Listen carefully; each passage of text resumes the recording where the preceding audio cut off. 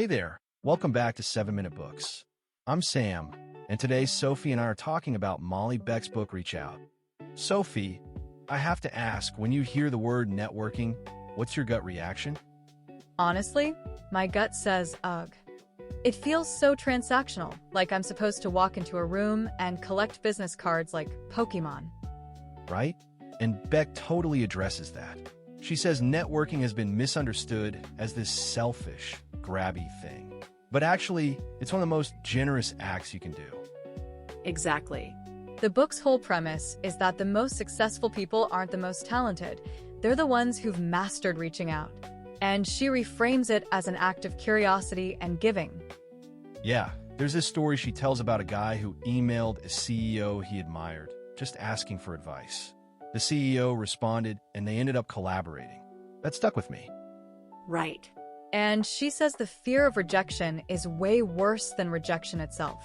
When you don't reach out, you guarantee a no. But when you do, you open up possibilities you can't even imagine. That's so true. I think we all assume successful people are too busy to talk to us. But Beck says most people are surprisingly willing to help if you approach them with sincerity. Yeah, and that's where her framework comes in. The core idea is genuine curiosity.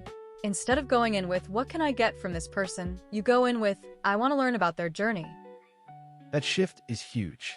When you're genuinely curious, you stop worrying about what to say because you're too busy listening.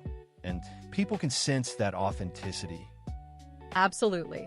So she gives a step-by-step for crafting outreach messages.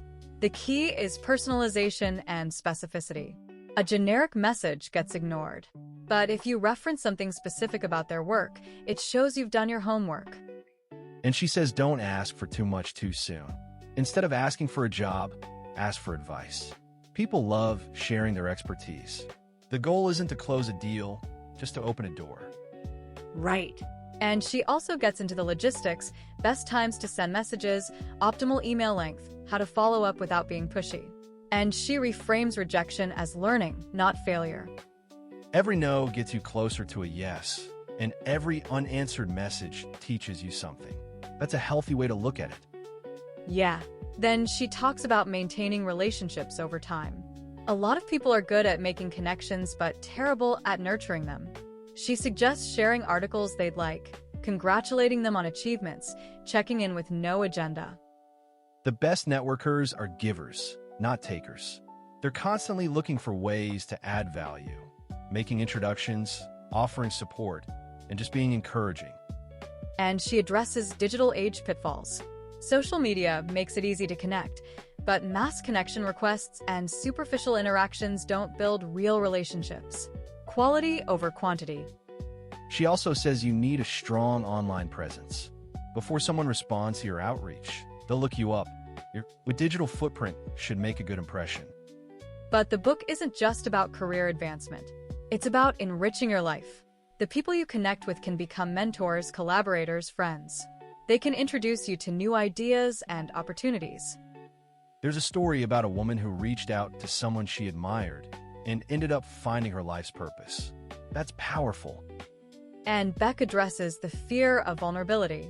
Reaching out requires admitting you don't have all the answers and asking for help. But she says vulnerability is a strength. It creates authentic connection. Yeah, when you're open about your struggles, you give others permission to do the same. And you often find that the people you admire have faced similar challenges. The book is packed with actionable stuff, templates, scripts, guidelines for different scenarios. It demystifies the whole process and makes it accessible to anyone. I also love the emphasis on diversity in your network. Beck says don't just connect with people like you. Reach out to people from different industries, backgrounds, perspectives. That's where growth happens. Homogeneous networks are comfortable, but they limit you. By seeking out people who challenge your assumptions, you become more creative and adaptable. So the big takeaway for me is that reaching out is a choice.